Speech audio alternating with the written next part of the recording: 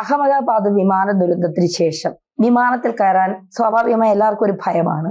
ഇപ്പോൾ തലസ്ഥാനത്ത് എത്തുന്ന വിമാനങ്ങൾക്കെല്ലാം ഒരു ഭീഷണി ഉയർത്തുന്ന ഒരു ശല്യം അവിടെ ഉണ്ടെന്നാണ് പറയുന്നത്. എത്ര കിണഞ്ഞു പരിശ്രമിച്ചിട്ട് അത് ഒഴിവാക്കാൻ സാധിക്കുന്നില്ല.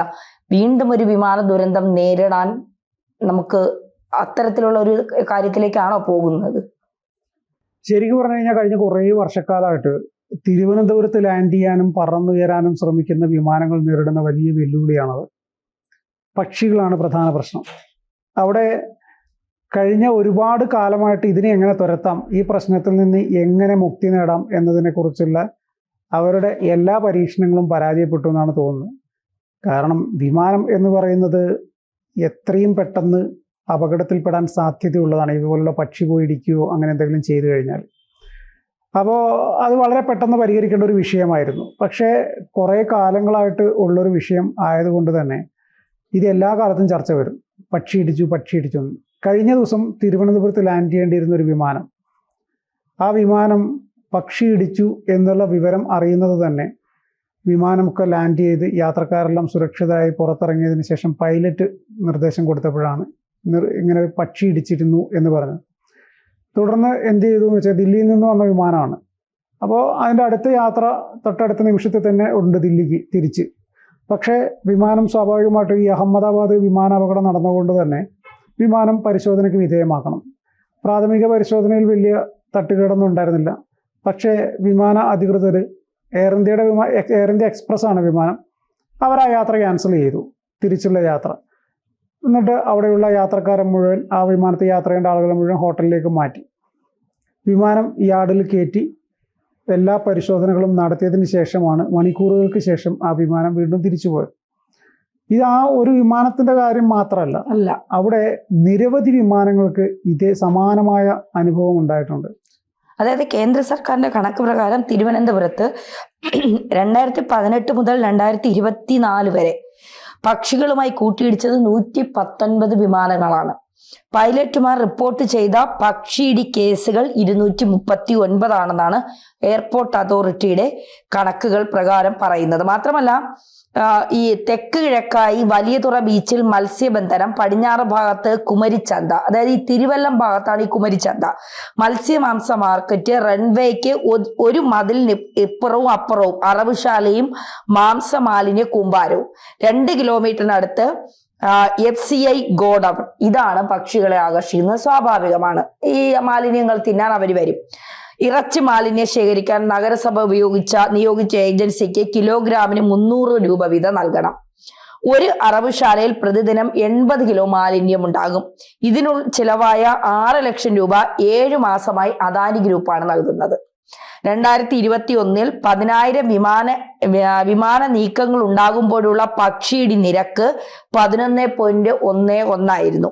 ദേശീയ തലത്തിൽ ഇത് 4.26 മാത്രമാണ്. മാലിന്യ നീക്കം കാര്യക്ഷമമായതോടെ പക്ഷിശല്യത്തിൽ ഒരുവിധം കുറവൊക്കെ ഉണ്ടായി. പക്ഷികളെ വെടിശബ്ദം കേൾപ്പിച്ച് പടക്കം പൊട്ടിച്ച് തുരത്താൻ വിമാനത്താവളത്തിൽ 22 ജീവനക്കാരെ നിയോഗിച്ചിട്ടുണ്ട്. ഇതിനിടയ്ക്കും ഈ പക്ഷിയിടികൾ കൂടുകയാണ്. 239 കേസുകളാണ് പൈലറ്റുമാർ റിപ്പോർട്ട് ചെയ്തത്. പക്ഷി ഇടിച്ചത് 119 വിമാനങ്ങളെയും. അപ്പൊ ഈ അപകടം ഉണ്ടാകാൻ ഒരു പക്ഷിയിടി മതി എന്നാണ് വ്യോമയാന വിദഗ്ധർ വരെ പറയുന്നത്, അല്ലേ? അപ്പൊ എന്തുമാത്രം ദുരന്തം ഉണ്ടാവാൻ സാധ്യതയുള്ള ഒരു സംഭവമാണ്. ഇതിൽ വേണ്ടത്ര ശ്രദ്ധ എന്തുകൊണ്ടായിരിക്കും അധികൃതർ ചെലുത്താത്തത്? അത് വിമാനത്താവളത്തിന്റെ ഭാഗമായിട്ട് വരുന്നതല്ലാത്തതുകൊണ്ടാണ് അവർക്ക് അതിൽ കൂടുതൽ ഇടപെടലുകൾ നടത്താൻ പറ്റാതെ വരുന്നത്. അവിടെ നിന്ന് 1 കിലോമീറ്ററും 1.5 കിലോമീറ്ററും ചുറ്റളവിൽ അറവുശാലയും മത്സ്യബന്ധന മറ്റേ മാർക്കറ്റും കാര്യങ്ങളൊക്കെ ഉള്ളപ്പോൾ അത് നീക്കണം എന്ന് പറഞ്ഞു കഴിഞ്ഞാലും വിമാനത്താവളമായിട്ട് ഇത്രയും ദൂരമില്ലേ, എന്തിനാണ് അത് നീക്കുന്നതെന്ന് പറഞ്ഞിട്ടുള്ള ഒരു പ്രശ്നം ഉണ്ടാവും അതിനകത്ത്. നഗരസഭ അതിൽ കൃത്യമായിട്ട് ഇടപെടാത്ത ഒരു പ്രശ്നം വേണമെങ്കിൽ പറയാം നമുക്ക്. പക്ഷേ ഇതൊരു വലിയ വിഷയമാണ് എന്നുള്ളത് ഇനിയെങ്കിലും മനസ്സിലാക്കിയിട്ട് അതിന് എന്ത് നടപടി എടുക്കാൻ പറ്റും എന്നത് അധികൃതർ സ്വീകരിക്കേണ്ട സമയം കഴിഞ്ഞു. ഇപ്പോൾ ഈ പറഞ്ഞില്ലേ, പക്ഷിയിടി കേസ് 11% കൂടുതൽ കേരളത്തിൽ, തിരുവനന്തപുരത്ത് മാത്രം. ഇന്ത്യയുടെ ശരാശരി 4% എങ്ങാണ്ടേ വരുന്നുള്ളൂ. അപ്പോൾ എത്രമാത്രം വലുതാണത്.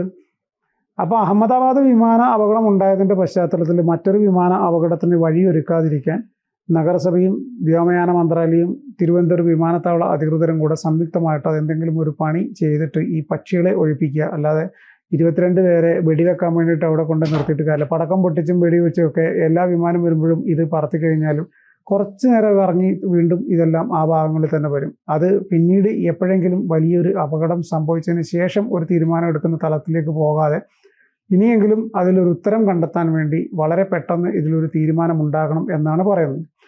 ഇതിൽ ഈ സമാന സംഭവം തിരുവനന്തപുരത്ത് നേരത്തെയും ഒരുപാട് റിപ്പോർട്ട് ചെയ്തിട്ടുള്ളതാണ്. പക്ഷി ഇടിക്കുക, മറ്റ് തടസ്സങ്ങളുണ്ടാവും. ഒരു വിമാനം ഒരുപക്ഷെ ഒരു വിമാനത്താവളത്തിലേക്ക് റൺവേയിലേക്ക് പറന്നിറങ്ങണമെങ്കിൽ നിരവധി കടമ്പകൾ കടക്കാനുണ്ട്. കൃത്യമായിട്ട് അവിടെ നിന്ന് നിർദ്ദേശങ്ങൾ കിട്ടണം. നിർദ്ദേശങ്ങൾ കറക്റ്റായിട്ട് കിട്ടിയില്ലെങ്കിൽ ആ റൺവേക്ക് മുകളിൽ പലതവണ വട്ടമിട്ട് പറന്നതിന് ശേഷമാണ് ഇത് താഴെ ഇറങ്ങുന്നത്. ചില ഘട്ടങ്ങളിൽ തിരുവനന്തപുരത്ത് സംഭവിക്കുന്നതെന്ന് വെച്ച് കഴിഞ്ഞാൽ ഈ പക്ഷികളുടെ കൂട്ടം കാണുമ്പോൾ താഴെ ഇറക്കാൻ പറ്റാതെ പൈലറ്റുമാർ ഈ വിമാനത്താവളത്തിന് മുകളിൽ റൺവേക്ക് മുകളിൽ വട്ടമിട്ട് വിമാനം പറത്തിക്കുന്ന കാഴ്ചകൾ നമ്മൾ കണ്ടിട്ട് പലപ്പോഴും അത് വാർത്തകളിൽ പോലും വന്നിട്ടുണ്ട്. താഴെ പക്ഷിക്കൂട്ടങ്ങൾ കാരണം താഴെ ഇറങ്ങാനാകാതെ മറ്റേ ദില്ലിയിൽ നിന്ന് വന്ന വിമാനം എന്നൊക്കെ പറഞ്ഞിട്ട് ഇതിനു മുൻപ് പലതരത്തിലുള്ള വാർത്തകൾ നമ്മൾ കണ്ടിട്ടുണ്ട്. പക്ഷെ അന്ന് ഉള്ള ഒരു സംഭവത്തിനും ഇന്നുള്ളതും തമ്മിൽ വലിയ അന്തരമുണ്ട്. കാരണം നമ്മളൊരു വലിയ വിമാന അപകടത്തെ മുന്നിൽ കണ്ട് അതിൻ്റെ ഷോക്ക് മാറുന്നതിന് മുമ്പാണ് നമ്മൾ ഈ ഇരുന്ന് ചർച്ച ചെയ്യുന്നത്. അപ്പോൾ ഇപ്പോഴും തിരുവനന്തപുരം പോലുള്ള ഒരു സ്ഥലത്ത് വർഷങ്ങളായിട്ട് ഒരു വിമാനയാത്രയ്ക്ക് ഭീഷണിയായി നിൽക്കുന്ന ഒരു സംഭവത്തിന് ഒരു പരിഹാരം കാണാൻ വ്യോമയാന മന്ത്രാലയത്തിനോ അല്ലെങ്കിൽ വിമാനത്താവള അധികൃതർക്കോ സാധിച്ചില്ല എന്ന് പറഞ്ഞു കഴിഞ്ഞാൽ അതൊരു വലിയ നാണക്കേടാണ്. അതിന് പരിഹാരം കണ്ടെത്തിയേ പറ്റൂ. കാരണം ധന്യ നേരത്തെ സൂചിപ്പിച്ച പോലെ തന്നെ ഒരു പക്ഷി മതി ഒരു വിമാനത്തെ അപകടത്തിലാക്കാൻ എന്നുള്ളത് ഒരു വലിയ സത്യമാണ്. ആ സമയത്താണ് ഒരു കൂട്ടം പക്ഷികൾ സ്ഥിരമായിട്ട് തിരുവനന്തപുരം വിമാനത്താവളത്തിന് ഭീഷണിയായിട്ട് നിൽക്കുക എന്ന് പറഞ്ഞു കഴിഞ്ഞാൽ അത് പൈലറ്റുമാർക്ക് ഉണ്ടാക്കുന്ന പേടി. പൈലറ്റുമാർ ഭയങ്കര പേടിയായിരിക്കും അവർക്ക്. കാരണം ഇത് താഴേക്ക് ഇറക്കുന്ന സമയത്ത് ഏതെങ്കിലും പക്ഷി ഇടിച്ച് എന്തെങ്കിലും സംഭവിച്ചു കഴിഞ്ഞാൽ അവരെന്ത് ചെയ്യും? അവരുടെ ജീവൻ മാത്രമല്ല, ഈ അതിനകത്തിരിക്കുന്ന ഇത്രയും ആൾക്കാരുടെ ജീവൻ, പിന്നീടുണ്ടാകുന്ന ബുദ്ധിമുട്ടുകൾ. അപ്പോൾ പലപ്പോഴും പൈലറ്റുമാർ ഈ പക്ഷിക്കൂട്ടങ്ങളെ കണ്ടു കഴിഞ്ഞാൽ താഴെ ഇറക്കൂല. താഴെ ഇറക്കാതെ അവിടെ ഇങ്ങനെ പറന്നുകൊണ്ടിരിക്കും. ആ പറന്നുകൊണ്ടിരുന്നിട്ട് താഴെ അവർക്ക് വിവരം കൊടുക്കും, പക്ഷികളുണ്ട്, ഇറക്കാൻ ബുദ്ധിമുട്ടുണ്ട്. നമുക്ക് വളരെ നിസ്സാരമായിട്ട് തോന്നും, നമുക്ക് ഒരു പക്ഷിയോ ഒരു വിമാനത്തിനോ ഈ വിമാനത്തിന്റെ അത്ര അടി ഉയരത്തിലേക്ക് പറക്കാൻ പക്ഷികൾക്ക് കഴിയുമോ എന്നൊക്കെയുള്ള ചില ചോദ്യങ്ങൾ ചോദിക്കും. പക്ഷെ അങ്ങനെയല്ല. ഇപ്പൊ നമ്മുടെ അഹമ്മദാബാദ് വിമാന ദുരന്തത്തിൽ തന്നെ പക്ഷി ഇടിച്ചിട്ടുണ്ടോ എന്നുള്ള ചർച്ചകൾ നടക്കുകയാണ് അല്ലെ? പക്ഷി ഇടിച്ചാൽ വിമാനത്തിലുണ്ടാകുന്ന ദോഷങ്ങൾ എന്തൊക്കെയാണ്, വിമാനം എങ്ങനെയാണ് അപകടത്തിൽപ്പെടുന്നത് തുടങ്ങിയ കാര്യങ്ങളൊക്കെ ഈ വ്യോമയാന വിദഗ്ധർ ഉൾപ്പെടെ മുൻ ക്യാപ്റ്റൻ ഉൾപ്പെടെയുള്ളവർ പറയുന്നുണ്ട്. ഒരു വിമാന അപകടം നടന്നാൽ അത് എന്തുകൊണ്ടാണ് നടന്നതെന്ന് പോലും പറയാനുള്ള സംവിധാനം ഇല്ലാത്തിടത്താണ് ഇത്തരത്തിൽ പക്ഷികളുടെ ശല്യം കൂടി കൂടുന്നത്. അപ്പോൾ തലസ്ഥാനത്ത് നിന്ന് വിമാനത്തിലേക്ക് പറക്കാൻ ആളുകൾക്ക് വലിയ ഭയമായിരിക്കും എന്നുള്ള കാര്യത്തിൽ സംശയം വേണ്ട. ആ ഒരു സ്ഥിതിയിലേക്കാണ് ഇപ്പൊ കാര്യങ്ങൾ പോകുന്നത്.